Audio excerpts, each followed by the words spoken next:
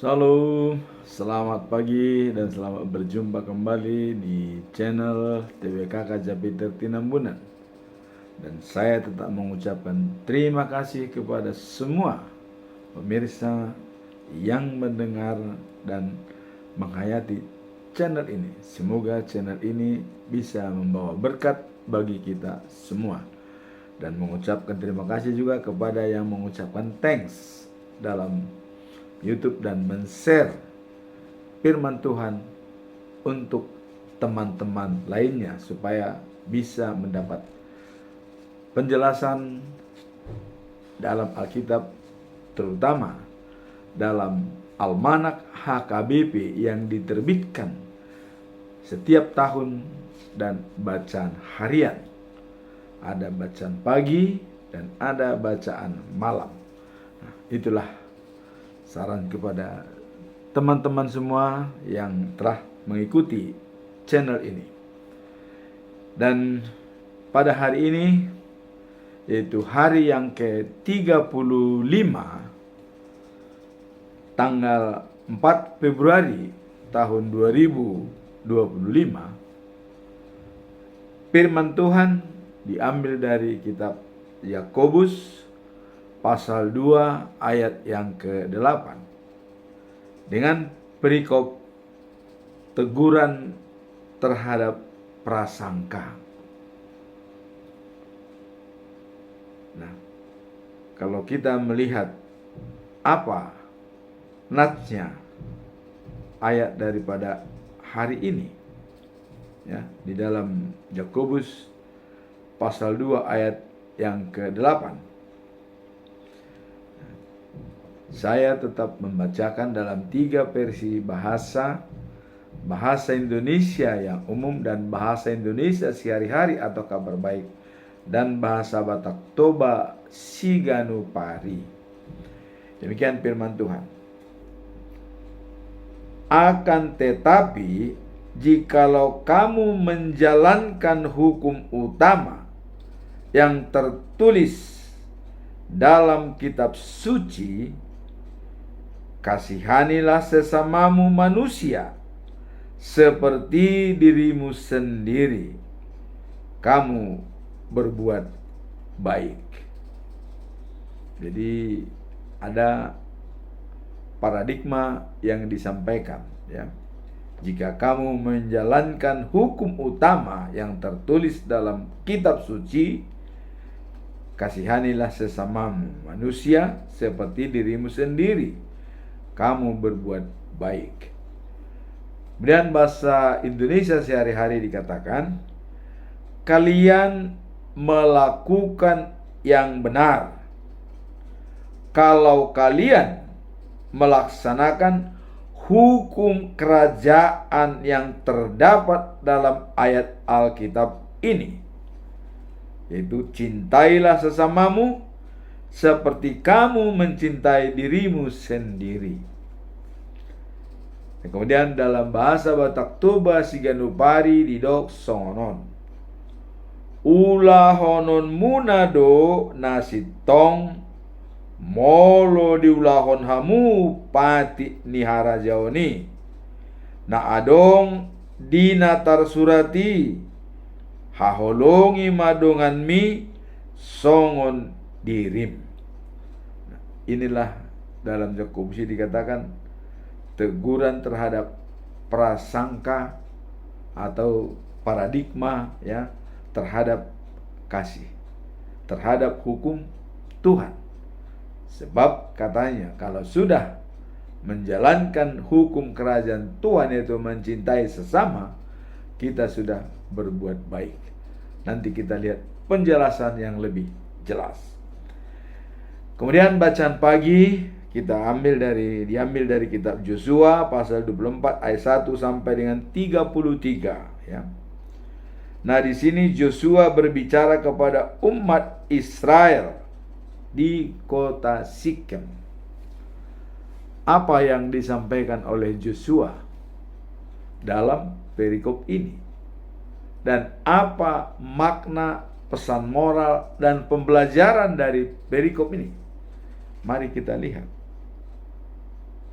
makna perikop ini, ya, bahwa ayat ini menggambarkan penegasan perjanjian Tuhan dengan bangsa Israel serta panggilan untuk mengabdi kepadanya dengan penuh hati.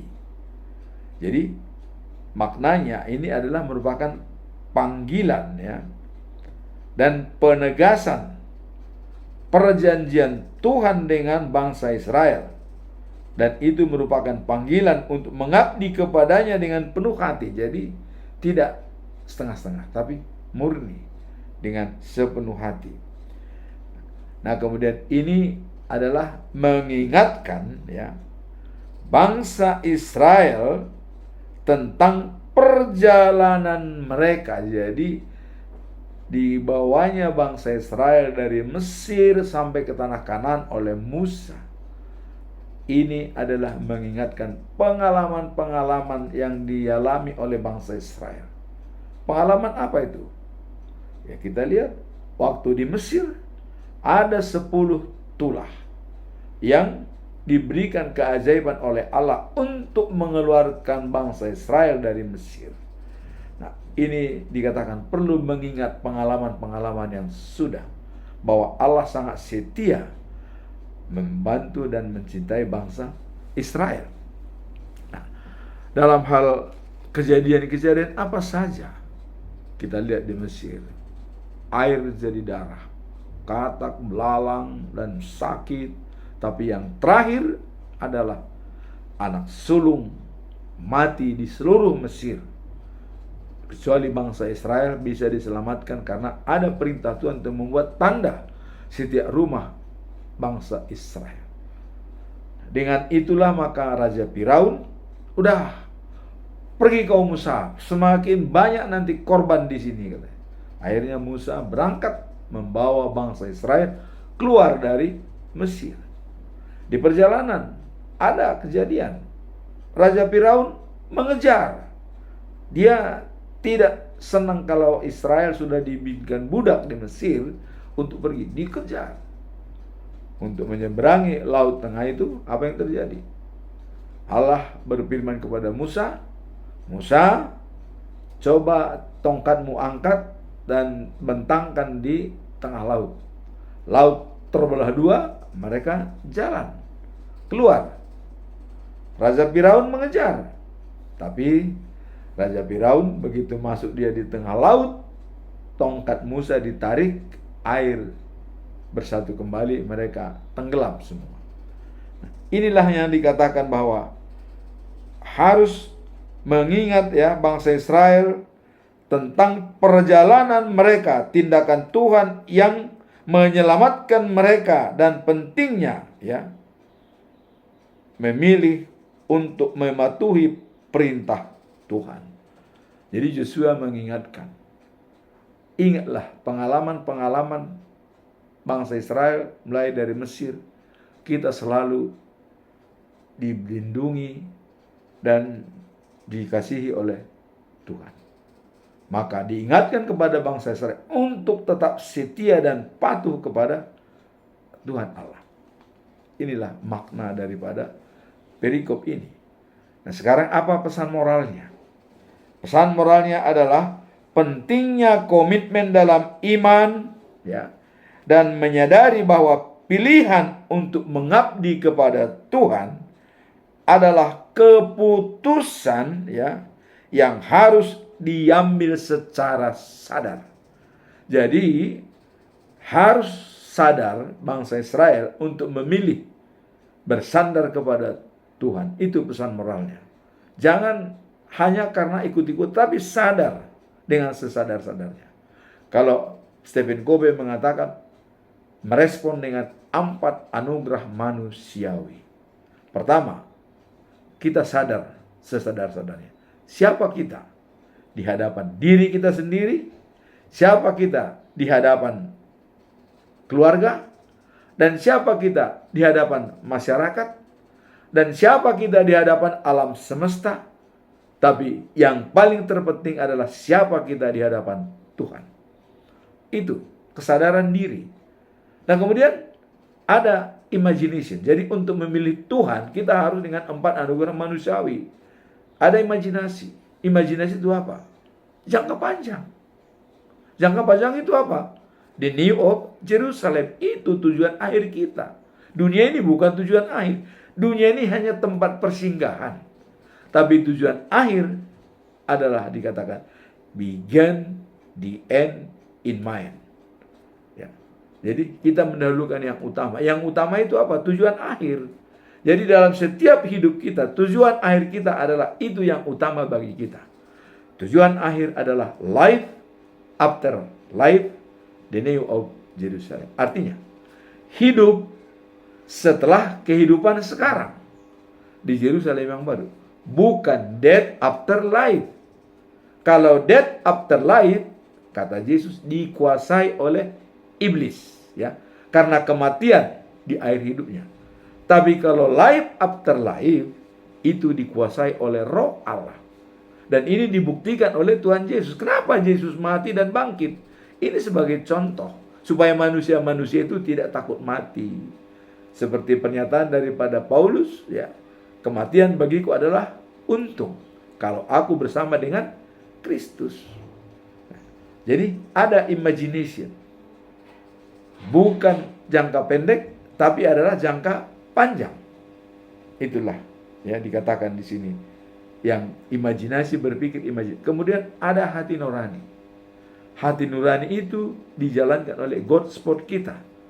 Hati nurani adalah dilandasi oleh God Sport yang tulus, ya.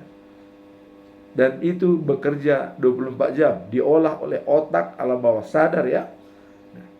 Relung-relung sunyi dalam hidup ini adalah apabila kita care mendengar hati nurani setiap hari. Kemudian yang keempat adalah independent will. Pengambilan keputusan. Kita mengambil keputusan sudah berdasarkan kesadaran diri, imajinasi, dan hati nurani. Putuskan.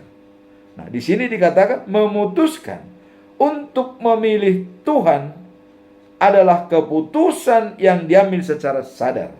Jadi Allah, pentingnya komitmen dalam iman dan ya menyadari bahwa pilihan untuk mengabdi kepada Tuhan adalah keputusan yang harus diambil secara sadar. Jadi kita semua memilih Tuhan dalam hidup kita, kita harus sadar, bukan ikut-ikutan, bukan dibawa orang, bukan karena orang tua kita, bukan. Memang dulu iya, karena orang tua kita mengikut Kristus, kita ikutan, tapi sekarang tidak. Karena waktu kita dalam pendewasaan iman, waktu sidi, maka tindak pun haporseon, kita sudah dewasa dalam iman. Tidak lagi tergantung kepada orang tua. Dan di situ dia matraikan ayat yang menjadi pegangan hidup kita. Maka saya katakan, semua yang berkhotbah, para imam dan pendeta harus menanyakan apa ayat-ayat yang dimateraikan kepada hidup manusia, khususnya HKBP. Di HKBP sudah ada aturan, pertama pendewasaan iman, kedua waktu perkawinan, ketiga dalam pentahbisan sebagai hamba Tuhan. Itu artinya. Jadi bagi yang hamba Tuhan ada 3. Tapi kalau tidak kawin ada 2, ya, waktu di sini. Tapi yang jelas satu-satunya yang harus resmi wajib dihafal adalah waktu kita menjalankan pendewasaan iman atau lepas sidi. Itulah pegangan hidup kita yang dimateraikan oleh Tuhan. Sebab dalam Yeremia, ya, pasal 31 ayat 30 dikatakan, hukum-hukumku kutaruh dalam batin mereka, kutulis dalam hatinya, supaya aku menjadi Allah mereka dan mereka menjadi umatku. Jadi yang ditulis dan yang ditaruh dalam batin kita adalah ayat sidi kita yang dibacakan oleh imam atau pendeta di gereja. Saya seperti contoh bagi saya masih ingat ayat sidi, ya. Yesaya pasal 48 ayat 17b. dikatakan, "Akulah Tuhan Allahmu yang memberikan kepadamu hal-hal yang berguna, yang mengajarkan kepadamu hal-hal yang baik, dan menjaga engkau di jalan yang kamu tempuh." Apalagi yang mau kita jalankan? Sudah menjaga di jalan kita, memberikan ajaran yang baik berguna bagi kita, dan hanya Dia yang kita sembah, tidak ada lagi yang lain. Nah, itulah bagi kita. Dan di sini juga Yosua mengingatkan kepada bangsa Israel untuk tetap setia dan taat kepada Tuhan, karena berdasarkan pengalaman Tuhan selalu setia melindungi dan merawat bangsa Israel. Nah, kemudian apa pembelajaran dari perjalanan atau perpisahan daripada Yosua, ya? Artinya berbicara kepada umat Israel di Sikem. Apa yang mau disampaikan? Pembelajaran apa yang kita ambil? Nah, pembelajaran di sini adalah kita diingatkan untuk tidak hanya menerima iman secara pasif. Artinya masa bodoh, ya, tidak peduli, ya, biarkan. Ada istilah, ya, kita tidak perlu peduli katanya. Yang penting hidup. Nah, di sini dikatakan bahwa, ya, pembelajaran di sini kita tidak hanya menerima iman secara pasif, tetapi secara aktif memilih untuk hidup dalam ketaatan kepada Tuhan. Jadi aktif. Kalau pasif itu diajak bergereja, udahlah, orang lain aja dulu, kita mah di rumah aja berdoa. Nah, itu pasif.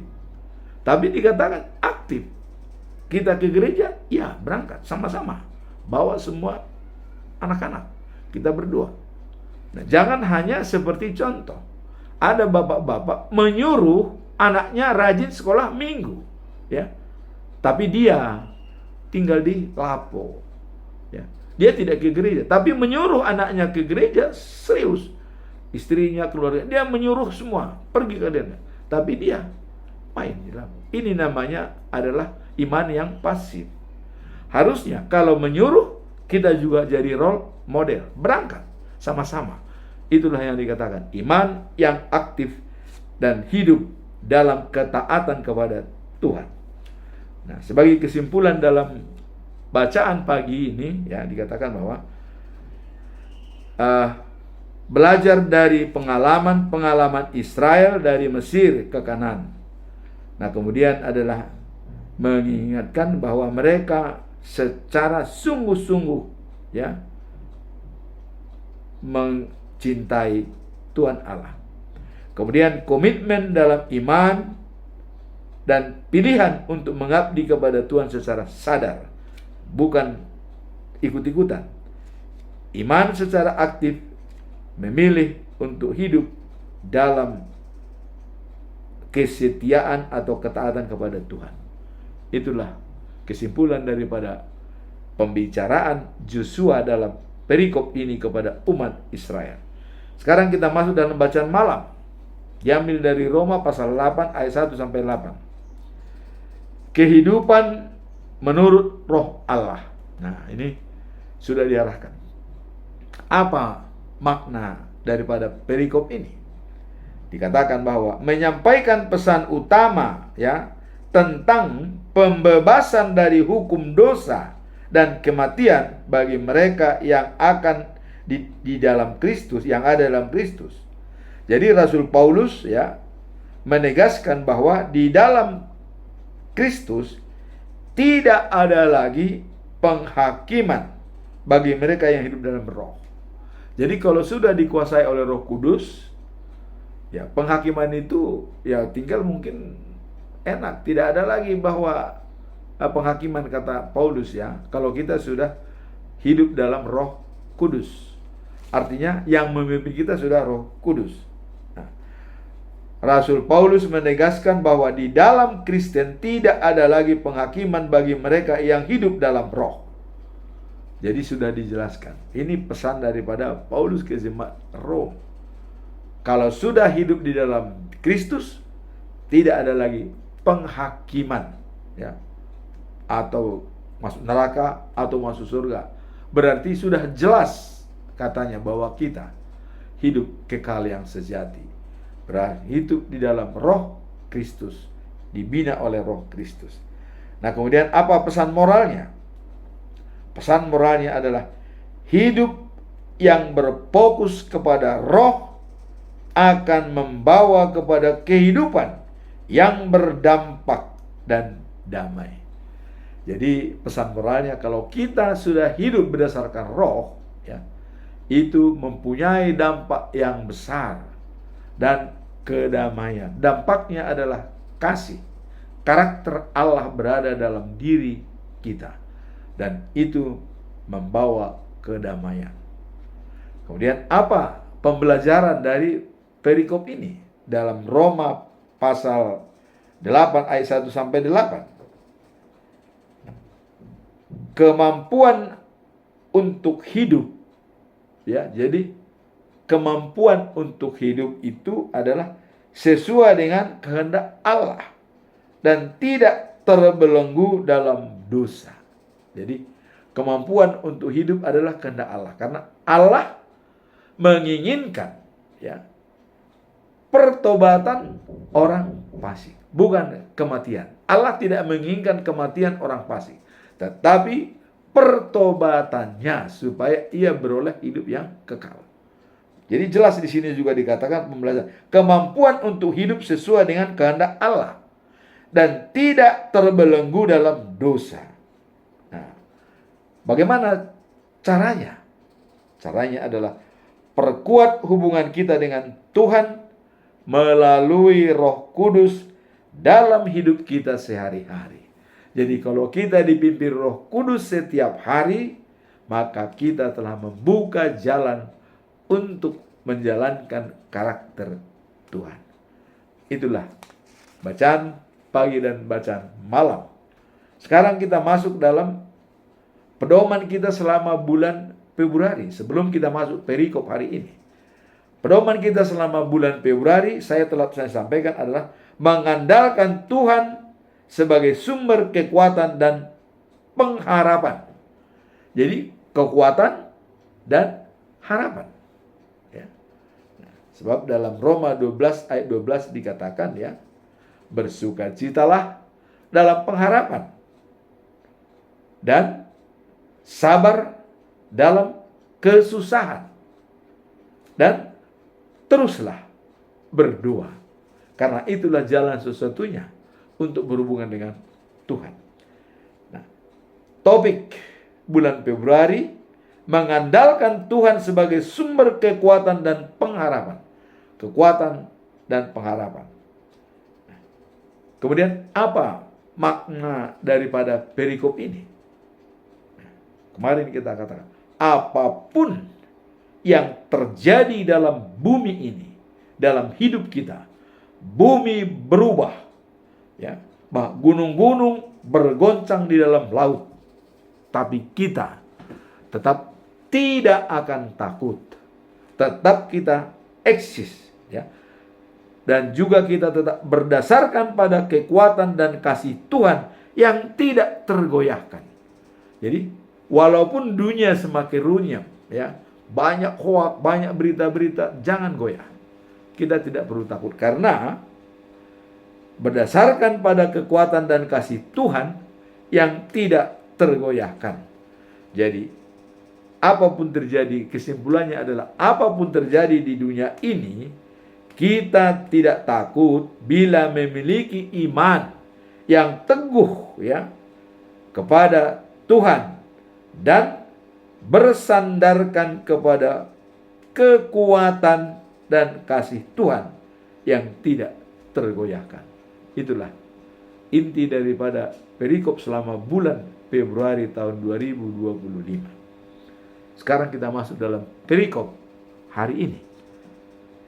Perikop hari ini diambil dari kitab Yakobus pasal 2 ayat 8, ya. Nah, kalau tadi dikatakan adalah teguran terhadap prasangka. Artinya teguran terhadap paradigma. Nah, paradigma itu dijawab dalam Yakobus pasal 2 ayat 8. Apa paradigma? Jawaban daripada kerangka berpikir kita. Di sini dikatakan ada jalankan hukum agama, ya, hukum kerajaan, dan cintailah sesamamu seperti dirimu sendiri. Itulah kerangka berpikirnya, supaya kita sudah punya fokus, ya. Dan dikatakan kalau di dalam Markus 12 ayat 30, ya, dikatakan cintailah Tuhan Allahmu dari segenap hatimu, dari segenap jiwamu, dari segenap akal budimu, dan dari segenap kekuatanmu. Nah, kemudian hukum kedua, cintailah sesamamu seperti dirimu sendiri. Itulah hukum Tuhan yang pertama dan yang utama, dan tidak ada hukum lain yang membantahnya.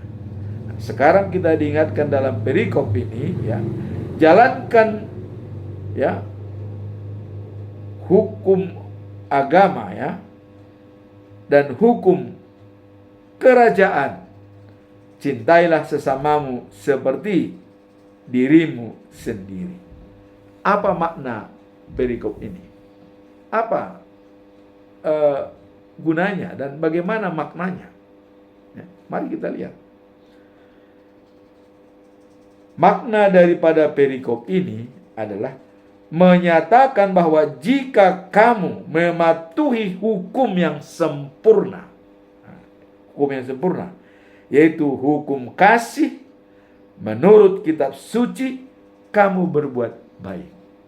Jadi hukum yang sempurna itu adalah hukum kasih, karena Allah itu adalah kasih, dan orang yang tidak memiliki kasih tidak mengenal Allah. Itulah yang sempurna, hukum kasih yang sempurna. Kalau kita lihat apa pesan moral dari perikop ini, ya, kalau dikatakan bahwa yang sempurna itu adalah hukum kasih, pesan moralnya adalah pentingnya kasih sebagai inti dalam hukum Tuhan. Menunjukkan, nah, kasih itu menunjukkan bahwa kasih kepada sesama adalah penghayatan nyata dalam iman kita. Jadi pesan moralnya adalah kalau mengasihi sesama itu merupakan tindakan nyata menjalankan karakter Tuhan, adalah kasih. Apa pembelajaran yang bisa kita lihat, ya, dalam setelah melihat makna dan pesan moral tersebut? Jadi maknanya tadi adalah mematuhi hukum yang sempurna. Nah, kemudian pesan moralnya adalah penghayatan nyata, ya, dalam iman kita. Kemudian pembelajarannya adalah Yakobus mengajarkan, ya, bahwa kasih kepada sesama, katanya, bukan hanya sekedar ungkapan, ya, tetapi, ya, merupakan penghayatan dan iman kita dalam mencintai orang lain. Kita tidak hanya mematuhi kewajiban kita sebagai pengikut Kristus, tetapi juga mencerminkan karakter Tuhan di dalam hidup kita. Kita tahu bahwa dalam Yakobus pasal yang kedua ayat 17 dikatakan iman tanpa perbuatan adalah mati. Jadi di sini dikatakan tindakan. Jadi pembelajaran di sini adalah ungkapan. Jadi bukan sekedar ungkapan bahwa kita mencintai sesama, bukan hanya sekedar ungkapan saya mencintai, tetapi dikatakan harus penghayatan dari iman kita dijabarkan dalam tindakan nyata. Makanya Yakobus 2 ayat 17 dikatakan iman tanpa perbuatan adalah mati. Kalau begitu, kalau banyak orang berbuat, apakah sudah ada mayat-mayat yang berjalan-jalan? Sebab dalam Yakobus 2 ayat 17 dikatakan iman seseorang tanpa berbuat adalah mati. Berarti sudah ada mayat-mayat yang berjalan-jalan di dunia ini kalau tidak berbuat, memiliki iman tapi tidak berbuat, sama dengan mayat yang berjalan-jalan. Apa tuh? Mati dikatakan. Iman tanpa perbuatan sama dengan mati. Inilah pembelajaran yang kita ambil dalam perikop ini, ya, di dalam cintai sesama seperti dirimu sendiri, karena itulah yang diajarkan oleh Tuhan. Karena dengan mencintai sesama itu sudah mencintai Tuhan. Jelas, ya. Nah, kemudian setelah kita melihat makna, pesan moral, dan pembelajaran, sekarang kita masuk dalam conclusion. Apa itu conclusion? Kesimpulan dari perikop hari ini. Apa kesimpulan kita? Saya tetap mengajukan 3 pertanyaan untuk lebih mendalami, ya, tentang perikop hari ini, ya, untuk lebih mendalami. Pertanyaan pertama, apakah kasih kepada sesama dapat menjadi ukuran sejati dalam iman kita? Apakah kasih, ya, kepada sesama bisa menjadi ukuran sejati dalam iman kita? Mari kita lihat.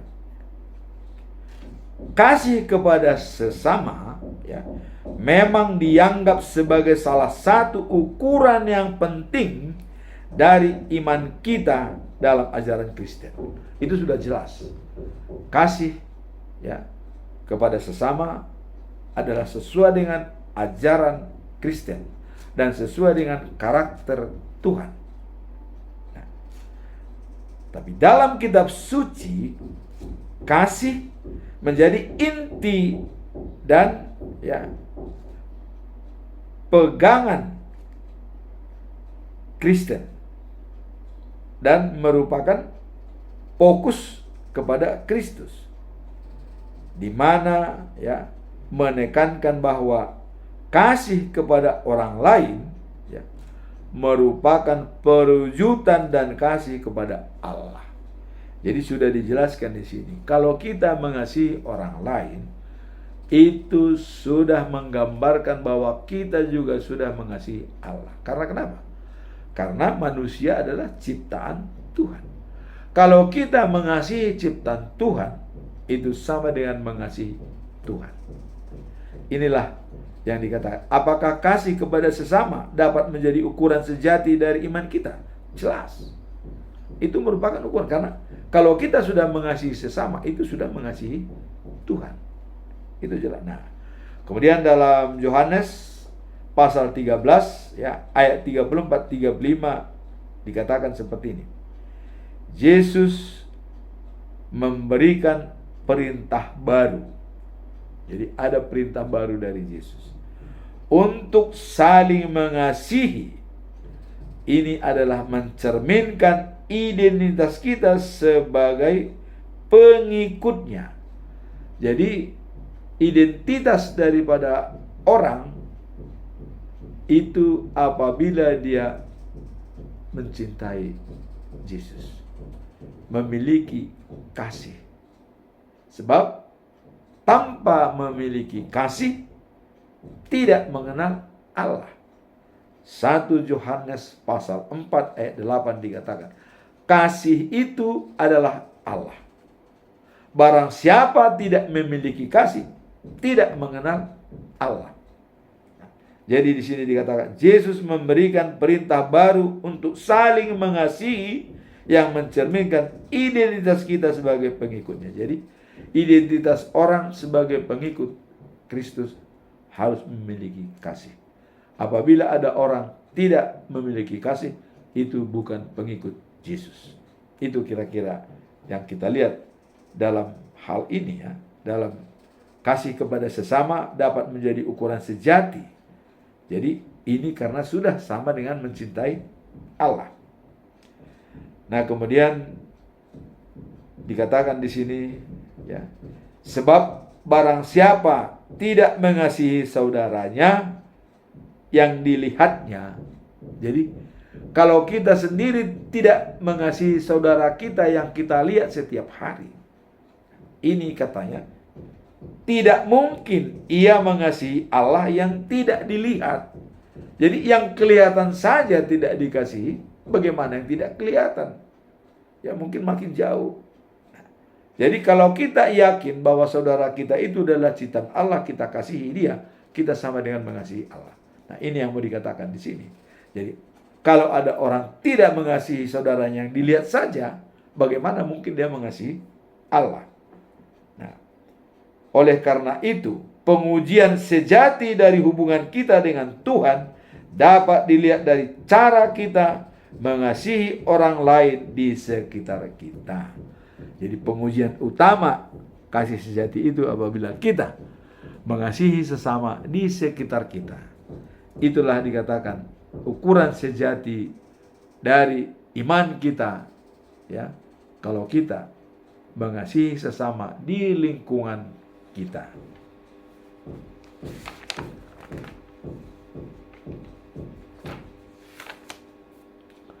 Nah, kemudian pertanyaan yang kedua, ya. Bagaimana cara praktis menerapkan hukum kasih dalam situasi yang sulit? Jadi kalau kita mengalami kesulitan, bagaimana kita menerapkan kasih itu? Bagaimana caranya? Kita melihat hukum kasih, ya, mengajak kita untuk mengasihi sesama. Bahkan dalam situasi yang sulit. Jadi katanya, hukum kasih itu adalah mengajak kita untuk mengasihi satu sama lain. Dan dalam situasi yang sulit pun, tidak perlu kita bimbang. Mengasihi dalam situasi sulit. Nah, kemudian, kalau kita menghadapi tantangan, ya, prinsip ini bisa menjadi pedoman kita, ya, bersikap penuh pengertian dan kemurahan hati kepada orang lain, selaras dengan ayat ajaran kasih. Jadi ini bisa merupakan pedoman kita, bahwa dalam situasi sulit pun kita harus tetap menerapkan kasih itu. Kemudian kalau kita baca dalam Matius 7 ayat 12, dikatakan seperti ini. Apa yang ingin diperbuat oleh orang lain kepadamu, ya, maka perbuatlah seperti itu. Jadi ada istilah tabur tuai. Kalau kita menginginkan kebaikan dari orang lain, kita harus menjalankan kebaikan. Kalau kita menginginkan kejahatan dari orang lain, kita juga mungkin menjalankan kejahatan. Sebab tidak mungkin orang membenci kita kalau kita berbuat kasih. Nah, maka Yesus sangat care dengan falsafah, ya. Kalau pipimu ditampar oleh orang lain, berikan pipi kanan. Kalau pipi kiri ditampar, berikan pipi kanan. Kemudian, kalau orang melempar kepadamu batu, lempar dengan pisau. Apakah falsafah ini bahwa orang Kristen itu yang bisa dihina atau dilecehkan orang? Tidak. Tidak. Karena dengan Matius 7 ayat 12, tidak mungkin orang Kristen berbuat tidak baik. Bagaimana mungkin orang memastap pipi atau melemparnya dengan batu? Tidak mungkin. Inilah. Jadi falsafah Yesus ini banyak diartikan orang, wah, orang Kristen itu bisa dibodoh-bodohin atau bisa ditoko-tokoin gitu, kira-kira orang Batak, ya. Bisa ditoko-toko. Tidak. Karena sudah dikatakan, apa yang ingin diperbuat orang lain kepadamu, perbuat seperti itu. Kalau kamu mau ditampar dia, kira-kira begitu, ya. Karena bukan lagi di dalam ayat perjanjian lama itu mata ganti mata, tangan ganti tangan, ya, nyawa ganti nyawa. Sudah diperbaiki dengan adanya hukum Tuhan, hukum kerajaan yang diberikan. Cintailah Tuhan Allahmu sepenuh hati, jiwa, kekuatan, dan akal budi. Cintailah sesama. Itu hukum yang utama. Nah, di sini dikatakan Matius 7 ayat 12, apa yang ingin diperbuat oleh orang lain kepadamu, perbuat seperti itu. Kau tanam jagung, kau tuai jagung. Kau tanam kacang, kau tuai kacang. Kau tanam padi, tuai padi. Bukan tanam jagung, tuai mangga. Atau tanam mangga, tuai padi. Tidak. Nah, makanya Yesus mengatakan, kalau pipimu sebelah kiri ditampar oleh orang lain, berikan sebelah kanan. Artinya, dengan perbuatanmu lah orang akan berbuat kepadamu. Itu maksudnya. Tidak mungkin orang menampar pipi kita kalau kita berbuat baik. Itu maksudnya. Jadi jangan salah artikan filosofi itu, ya. Karena Yesus sudah mengatakan, apa yang hendak ingin diperbuat orang lain kepadamu, perbuat seperti itu. Maka Yesus berani mengatakan, kalau pipi kananmu ditampar, berikan kiri. Karena kau melakukan kesalahan. Kira-kira begitu. Tapi kalau tidak melakukan kesalahan, siapa yang mau menampar pipi kita? Tidak ada, ya. Nah, jadi kadang-kadang orang mengartikan filosofi itu adalah apa ya, jelek buat orang Kristen. Tidak, itu sangat baik bagi orang Kristen. Ditampar pipi kiri, berikan kanan, karena kau melakukan kesalahan, ya. Karena dikatakan Matius 7 ayat 12, apa yang ingin diperbuat orang lain kepadamu, perbuat seperti itu. Kalau kita berbuat jahat, orang pasti menampar pipi kita, ya.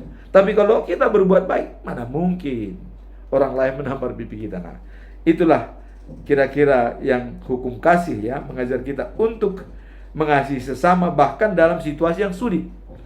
Nah, dalam menghadapi tantangan, tadi kata prinsip ini bisa menjadi pedoman kita untuk bersikap penuh pengertian dan, ya, kemurahan hati kepada orang lain selaras dengan ajaran Kristus.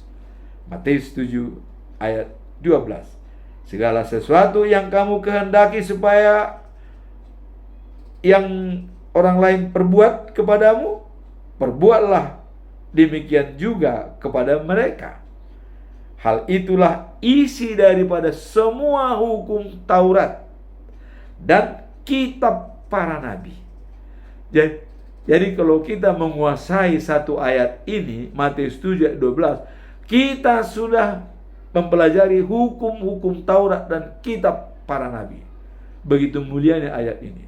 Maka ini harus menjadi luar kepala bagi kita. Apa yang ingin diperbuat oleh orang lain kepadamu, perbuatlah seperti itu. Tabur tuai. Kalau kita tabur kebaikan, kita tuai juga kebaikan. Kalau kita tabur kejahatan, kejahatan yang akan menimpa kita. Maka Yesus mengatakan, kalau pipimu ditampar, berikan sebelah kanan. Kalau pipi kiri ditampar, berikan pipi sebelah kanan. Kenapa? Karena kita melakukan kesalahan. Dan bagi orang yang tidak pernah melakukan, tidak mungkin ditampar.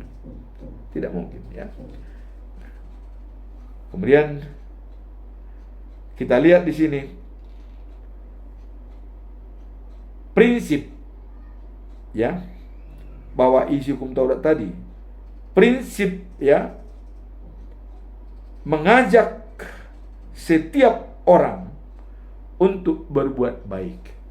Jadi dari Matius 7 ayat 12 ini prinsipnya adalah untuk mengajak setiap orang untuk berbuat baik, karena dia akan menuai, akan diberikan orang lain. Ini prinsipnya di sini. Jadi diajarkan untuk selalu berbuat baik kepada semua. Ini adalah mencerminkan karakter Tuhan. Karakter Tuhan adalah kasih. Jadi jelas di sini, ya, bahwa kasih Tuhan mengalir melalui tindakan nyata. Nah, kemudian dalam situasi sulit, tadi dikatakan cara praktis untuk menerapkan hukum kasih dalam situasi sulit. Nah, dalam situasi sulit, jadi ketika emosi, ya, memungkinkan terluka, nah, mengingat untuk memperlakukan orang lain sebagaimana kita ingin diperlakukan, dapat mengurangi, ya, ketegangan serta membangun rasa pengertian dan empati, yaitu merasakan apa yang dirasakan oleh orang lain. Nah, mengendalikan emosi dan menjauhi permusuhan sangat penting. Sebaliknya, berfokus pada apa yang bisa kita lakukan untuk membantu, bahkan jika itu hanya sekedar menyediakan telinga untuk mendengar. Kita harus peka dalam setiap situasi yang sulit, dan kita benar-benar mendengar apa masalahnya dan apa solusinya. Itulah yang bisa dilihat dalam bagaimana cara praktis menerapkan hukum kasih dalam situasi yang sulit. Kemudian berfokus pada apa yang kita lakukan untuk membantu, bahkan jika itu hanya sekedar menyediakan telinga untuk mendengar. Jadi walaupun hanya mendengarkan aspirasi orang itu sudah baik. Artinya kita mau mendengar apa keluhannya, apa masalahnya. Jangan kalau orang menyampaikan keluhannya kita masa bodoh. Jangan. Kita walaupun hanya sekedar mendengar itu sudah merupakan kasih. Tunjukkan kepada orang lain. 1 Petrus 4 ayat 8 dikatakan bahwa kasih bisa menutupi dosa. Dan kalau kita mengasihi sungguh-sungguh kepada orang lain, kasih itu berbuah dan bisa menutupi dosa. Misalnya, orang lain sudah membenci kita, dan sebenarnya kita harus marah kepadanya, dan sudah harus menyatakan sesuatu yang tidak baik menurut ukuran kita. Tapi kalau kita memiliki kasih, itu bisa ditutupi. Dalam orang Batak itu jelas. Apa dikatakan dalam orang Batak? Jujur mula ibadah, boros mula ninadingkan. Artinya, kalau kita jujur-jujur, apa yang dilakukan orang, itu akan membuat suatu pertengkaran. Tapi kalau itu kita lupakan dan forget it, drive on, kata Zig Ziglar, artinya lupakan dan jalan terus. Dan sesuai dengan juga Paulus, hupus-pus jalan si tujuoki, hulupahon nadi pudiki, artinya tinggalkan yang di belakang, maju terus. Itulah dikatakan bahwa kasih bisa menutupi dosa. Jadi dalam istilah Batak itu jelas bahwa jujur mula ninadingkan, jujur mula ibadah, boros mula ninadingkan. Kalau kita selalu menjujur atau selalu mengingat-ingat kesalahan-kesalahan orang, itu akan menimbulkan pertentangan.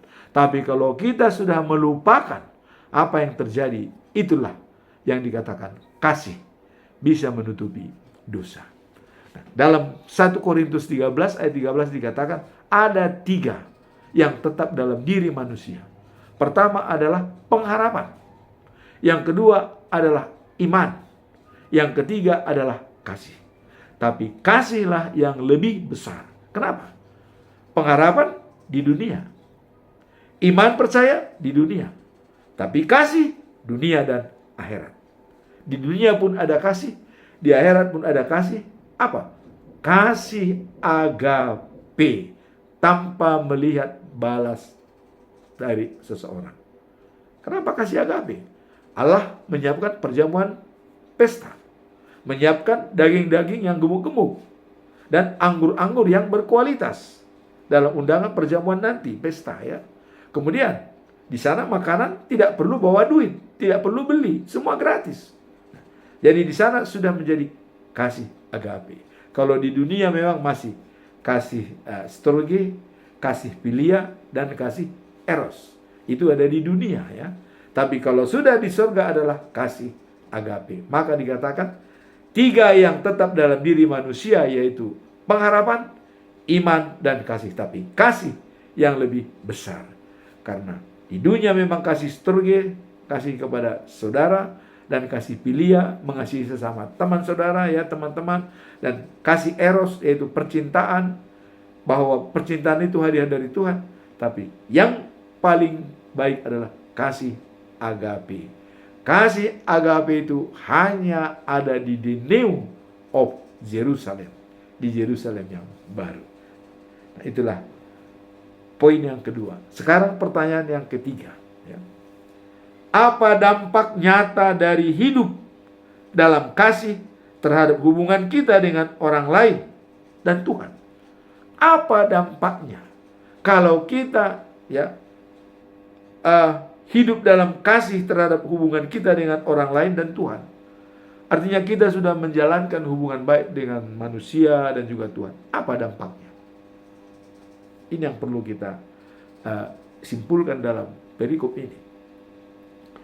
Hidup dalam kasih berdampak besar terhadap hubungan kita dengan orang lain dan Tuhan. Kenapa? Karena kita sudah menjalankan karakter daripada Tuhan. 1 Yohanes pasal 4 ayat 8. Allah itu adalah kasih. Barang siapa tidak memiliki kasih, tidak mengenal Allah. Inilah dampak yang paling besar. Kalau kita menjalankan kasih, itu dampaknya besar, hubungan dengan manusia, hubungan dengan Tuhan. Nah, kemudian kasih tulus menciptakan keterhubungan yang harmonis dan mendalam antara sesama dan mendekatkan hati kita kepada Tuhan sesuai dengan ajarannya. Jadi itu adalah suatu hal yang tulus, ya, dan mendalam, ya, antara sesama dan mendekatkan kita dengan Tuhan. Kasih yang tulus, yang bukan kasih, bukan ya holong mengalap holong, bukan. Kalau kau kasihi, saya kasih, bukan. Kalau kita kasih makan, kita terima, bukan. Kasih yang tulus. Kasih tulus itulah yang disinonimkan dengan kasih agape. Kasih tanpa harus menerima balas. Dia mengasihi dengan sempurna. Nah, kemudian dalam 1 Yohanes pasal 4 ayat 8, memang di sini jelas dikata, barang siapa tidak mengasihi, ia tidak mengenal Allah, sebab Allah itu kasih. Nah, ayat ini menegaskan bahwa kasih adalah esensi dari siapa Tuhan. Siapa Tuhan itu? Maka Tuhan itu adalah kasih. Jadi esensi dari siapa Tuhan yang mendasar, ya, bahwa Allah adalah kasih. Nah, ketika kita hidup, ya, dalam kasih, itu kita sudah mencerminkan karakter Allah dan mendekatkan diri kepadanya. Jadi begitu kita menjalankan kasih, kita sudah menjalankan karakter Allah dan sudah dekat kepadanya. Kemudian apa? Implementasi dari kasih dalam hubungan kita dengan sesama. Implementasinya adalah bukan hanya memperlihatkan, ya, iman kita. Jadi kalau kita sudah memiliki kasih berhubungan dengan orang lain, bukan hanya memperlihatkan dalam iman kita, tetapi juga menciptakan, ya, yang kuat dan saling menghargai dalam komunitas kita. Jadi menciptakan karakter yang kuat dan saling menghargai dalam komunitas kita. Jadi di samping memperkuat iman kita, juga memperkuat di lingkungan kita, di dalam lingkungan kita. Nah, jadi kita harus tetap pelajari, ya, apa-apa implikasi dari kasih itu. Kita baca dalam 1 Yohanes pasal 3 ayat 15, ya, bahwa orang yang membenci sama dengan pembunuh. Artinya tidak memiliki kasih. Nah, karena Allah itu adalah kasih, ya. Nah, kemudian kasih bisa menutupi dosa. Nah, kemudian kasih lebih besar dari pengharapan dan iman. Karena kasih agape adalah mengasihi tanpa harus menerima belas jasa. Seperti Yesus, ya. Dia mengasihi tulus di kayu salib. Dia sudah disalibkan, tapi dia tetap mengampuni. Itulah kasih agape. Apa? Kita lihat, waktu dia disalibkan, tapi dia berdoa kepada Allah Bapa di surga. Bapa yang di surga. Mereka tidak tahu apa yang diperbuat. Sudah disalibkan, sudah dipukuli, tapi dikatakan mereka tidak tahu yang diperbuat. Itulah pengampunan sejati dan kasih sejati adalah dari Yesus. Kalau kita sudah menjalankan kasih, kita sudah menjalankan karakter Tuhan. Semoga kita setiap hari menjalankan karakter Tuhan dalam kehidupan sehari-hari dan juga dalam lingkungan kerja, dalam pekerjaan kita, dalam situasi tempat kita di mana kita berada. Amin. Tuhan memberkati kita semua.